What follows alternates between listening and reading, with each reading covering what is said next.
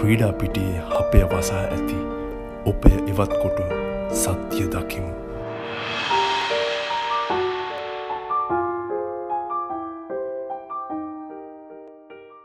අධ්‍යාපන අමාත්‍යාංශය වාර්ෂිකව සංවිධානය කරන සමස්ත ලංකා පාසල් ක්‍රීඩා උළෙලේ 38 වැන්න පසුගිය දවස්වල දියගම මහින්ද රාජපක්ෂ ක්‍රීඩාංගණයේ තමයි පවත්වලා තිබුණේ. හැබැයි මේ පාර වැඩේ නිකන් චොර වෙලා ගිහින්ද කොහෙද වැඩි සද්දයක් බද්දයක් නැතුවම අවසන් කරලා තිබුණා. අපිට ලැබුණු ආරංචිය හැටියට පළමු වතාවටලු ජනාධිපති අගමැති හෝ අධ්‍යාපන ඇමති වගේ නායකකාරකාදීන් කිසිවකුත් සහභාගීත්වයක් නැතුව ඔහි තියන්නම් වාලේ වැඩේ කරලා තිබුණේ.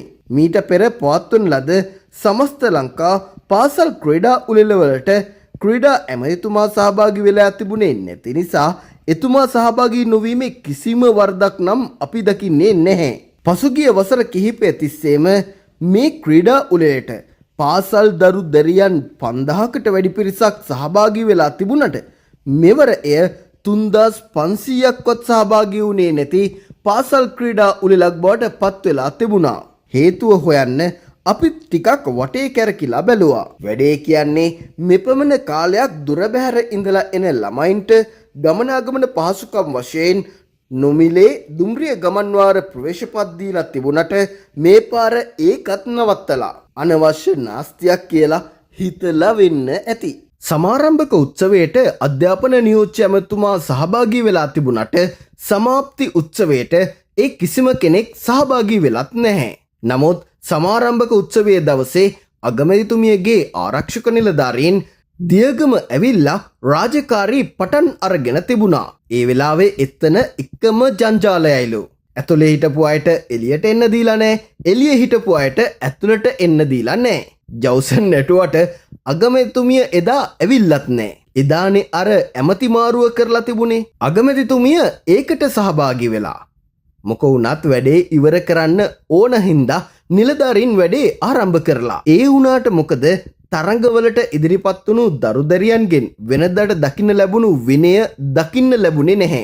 විනය වනයක් වෙලයි තිබුණේ. මේ පාර ඉහළම දස්කම් දක්වපු අර මීගමුව පැත්තේ පාසලක් නියෝජනය කරලා තිබුණේ දරුවෝ නෙමෙයිලු. පච්ච සිරාලලු. රිටිපැන්නේ එහෙම හාදෙක්ලු. එයා පළමු කෝල් රූම් අවස්ථාවේදී පෙනී ඉඳලා තියෙන්නේ ට්‍රැක් කිට් එක ඇඳගෙන නිසා අතේ තිබුණු පච්චය හංගගෙන ඉඳලා. නමුත් දෙවෙනි කෝල් රූම් අවස්ථාවේදී එන්න ඕන තරග වදින ඇඳුම පිටින් නිසා එයා ඒ අවස්ථාව මගහැරලා කෙලින්ම තරගයට ඉදිරිපත් වුණාලු. එයාගේ පුහුණුකරුවෝ තමයි ඒ උපදෙස් දීලා තියෙන්නේ. ඔන්න දැන්නේ තරගයේ 4 වෙනි ස්ථානය දිනු ක්‍රීඩකයා බාල්දියක් පෙරලලලු.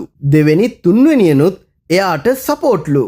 දැන් මේ නීත්‍යානුකූල නොවන ක්‍රියාව නිසා අසාධාරණයට ලක් වෙලා තියෙන්නේ උතුරු පළාතේ ළමයි ටිකක් කියලයි ආරංචි. එතකොට මධ්‍යම පළාතේ මිශ්‍ර පාසලක් නියෝජනය කරමින් තරඟ කළ දැරියක් දුවලා තියෙන්නේ බුරිය එළියේ දාගෙනලු. දැන් ඉතින් මෝඩ රැළ අපෙන් ප්‍රශ්න කරાવી බුරිය බලන්න ගියේ මොකටද කියලා. ඒ පාසල් දැරියක් නිසා නුසුදුසු දේවල් දැක්කම ඒකට කමක් නැහැ කියලා අහක බලාගෙන ඉන්න අපිට පුළුවන් කමක් නැහැ. අපි මේවා කියන්නේ අධ්‍යාපන අමාත්‍යාංශය 2022 වසරේ නිකුත් කරලා තිබුණ චක්‍රලේඛය කියවලයි. එක අතකින් මේ දැරියට දොස් කියන එකත් හොඳ නැහැ කියලා හිතනවා. සමහර විට ඇමරිකානු සංස්කෘතියට දැන්නේ ළමයා හුරු වෙලාද දන්නේ නැහනේ. අනෙක් අතට දැන් තියෙන්නේ සමලිංගික හරි සමරිසි වගේ ක්‍රියාවන්ට සමාජය පොළඹවන පරිසරයක්නේ. පාසල් දරුවන්ට කොන්ඩම් ලබා දෙන්න සූදානම් වෙන පරිසරයක් නිර්මාණය කරන්න උත්සාහ කරන නිසා දැන් ඉතින් අර